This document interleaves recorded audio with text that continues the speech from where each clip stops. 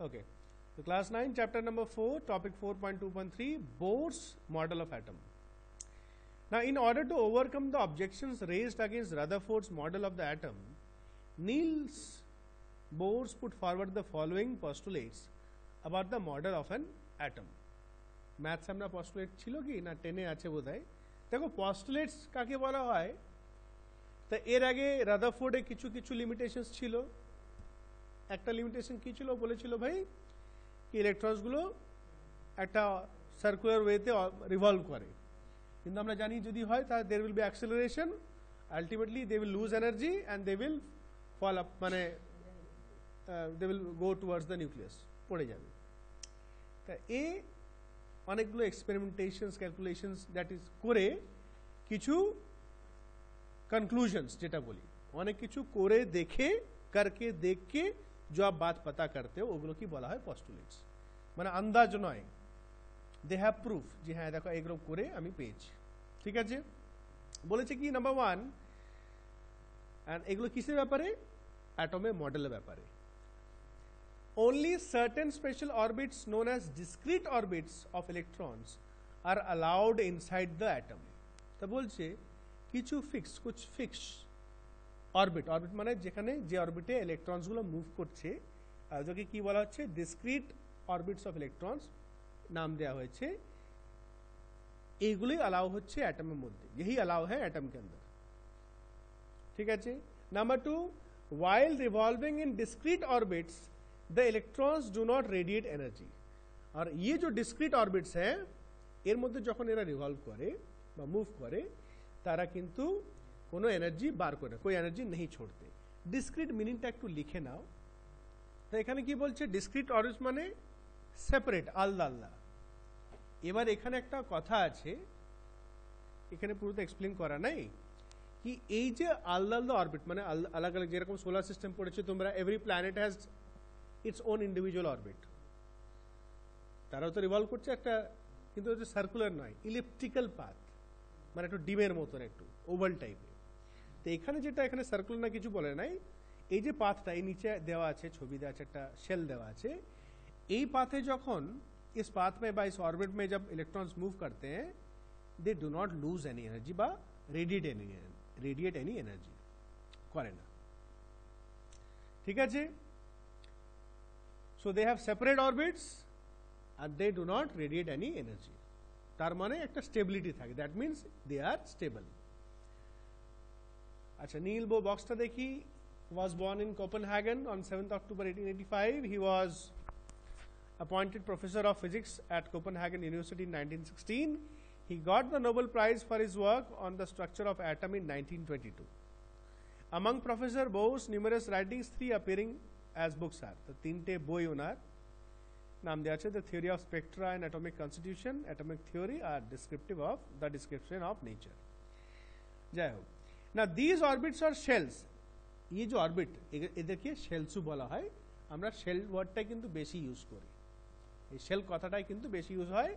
R called energy levels, this are called energy levels, mark করে রাখবে। Energy levels in an atom are shown in figure 4.3। তো একদম সেন্টারে তো nucleus, nucleus is composed of positive charge protons,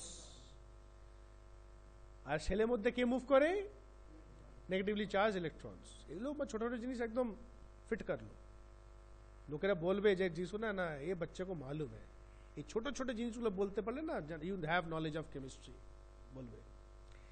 তো এই দেখতে পাচ্ছ, সো ফার্স্ট যেটা অরবিট আছে সেটা হচ্ছে কি কে শেল, এন এগুলো আমরা পরে ডিসকাস করছি, তারপরে এল, তারপরে এম, তারপরে এন। তো ভেরি সিম্পল, কে এল এম এন, চারটে শেল বা অরবিটস আমরা বলতে পারি।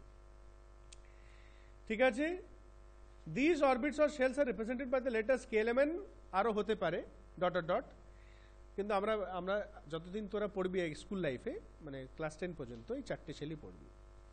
और the numbers n equals to 1 2 3 4, বা এদেরকে 1 2 3 4 নাম্বার দিয়েও করা হয়, first shell, second, third, fourth. Okay, next 4.2.4 neutrons. Electrons পড়েছি, প্রোটনস একটু জানলাম, নিউট্রনস।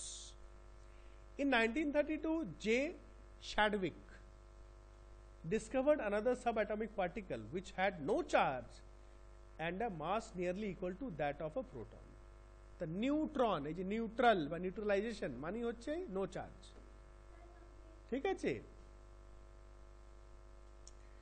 और इसका मास, इसका कोई चार्ज नहीं था, चार्ज छिलो ना, प्लस एर मासटा लगभग प्रोटॉन के बराबर था। It was, so what is neutron? Neutron is a chargeless, but neutron is a subatomic particle which has no charge and has mass nearly equal to that of a proton. তাই তো ওখান থেকে বানাতে পারবি তোরা। It was even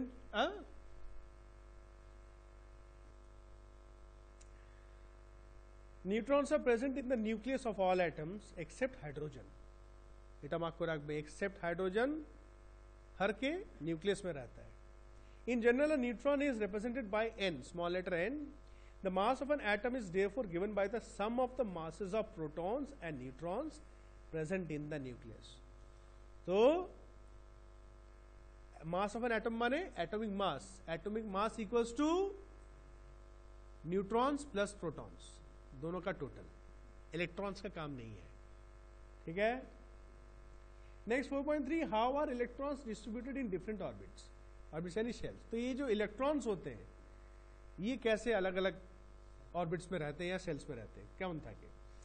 the distribution of electrons into different orbits of an atom was suggested by Bohr and Bury. The following rules are followed for writing the number of electrons in different energy levels और shells. Rule कैसे हम लोग सजाते हैं, समझ लो 10 example देखने समझ में आएगा। The maximum number of electrons present in a shell is given by the formula 2n square, where n is the orbit. Orbit कत আমরা চারটে দেখলাম, আরো আছে চারটে, 1 2 3। number of energy level index 1 2 3, hence the maximum number of electrons in different shells are as follows। तो first shell की হচ্ছে k शेल, तो n इज इक्वल टू 1 আছে ফার্স্ট নাম্বার অফ শেল, द 2 1s are 2। তো মানে কে shell में उस রাস্তে में ওই অরবিটে কয়টা ইলেকট্রন থাকতে পারে, দুটো। খুব ভালো করে শুনবে, ঠিক আছে। 2n স্কয়ার মানে 1 স্কয়ার তো 1 ही হবে, सो 2 1s are 2। So first orbit में मींस के शेल যেটা বলছি বা কে অরবিট, दो ইলেকট্রনস ही हो सकते हैं, দুটো ইলেকট্রনস ही থাকবে, একটা বেশি নয় কম নয়। কম হয় এক্সেপশন কেসেস, সেগুলো আমরা পরে দেখব। সেকেন্ড অরবিট বা L shell 2 into 2 square, 2 square মানে 4 into 2 8। থার্ড শেল বা orbit M shell 2 into 3 square, 9 2s are 18। আর তারপরে আমরা 32 দেখছি। এইভাবে ভাবে কিন্তু electrons are divided into different orbits or shells. এটা ক্লিয়ার আছে সবারই? তার কত ফর্মুলাটা কি হচ্ছে 2n স্কয়ার। এমনি এটা তোরা মুখস্থ রাখবি 2 8 18 32, এই তিনটে মুখস্থ রাখো বেশি। 2 8 18, চার পরটা মুখস্থ 13। ফার্স্ট শেলের দুটো, তারপরে 8, তারপরে 18, তারপরে 32। এরকম এমনি মুখস্থ হয়ে যায়। তারপর ফর্মুলাটা আছে 2n স্কয়ার। সেকেন্ড রুল বলছে the maximum number of electrons that can be accommodated in the outermost orbit is 8। Last के ऑर्बिट में, एकदम लास्ट, ঠিক আছে, आउटर মানে बाहर के ऑर्बिट में मैक्सिमम কটা ইলেকট্রন হতে পারে, 8টা। মানে যেটা লাস্ট অরবিট থাকবে। এটা একটু পরে ক্লিয়ার হবে, কেন 32 তো হয়, কিন্তু 32 যদি হবে তারপরেও আর একটা শেল থাকবে। যদি 18 হয় তার মানে তারপরেও একটা থাকবে, যদি শুধু 18 হতে পারবে না, বুঝতে হবে তো। যদি লাস্ট শেল 18 হয় তাহলে তো এটা রুলটা হচ্ছে না, কিন্তু ইন দ্যাট কেস কিন্তু দেখবে যে হ্যাঁ তার অ্যাটমিক মাসটা এমনই আছে যে তারপরে শেলও কিন্তু হবে, and it will be equal to or less than 8। तो लास्ट ऑर्बिटे व लास्ट सेले 8 से ज्यादा नहीं होगा। Third, electrons are not accommodated in a given shell unless the inner shells are filled. যতক্ষণ না ভিতরের শেলটা ফিল হবে बाहर आप नहीं रखते। ऐसा नहीं कि पहला शेल छोड़ दो, 2 नहीं है बाकी में बिठा दो ना, এক একটা করে ফার্স্ট প্রথমে কে, তারপরে এল, তারপর এইভাবে যাব আমরা अंदर से। That is the shells are filled in a step wise manner, ठीक है। Atomic structure of the first 18 elements is shown schematically in figure 4.4। এখানে দেওয়া আছে, এ দেখো এটা কি হচ্ছে, এটা হাইড্রোজেন, তাই না। অ্যাটমিক মাস হচ্ছে 1,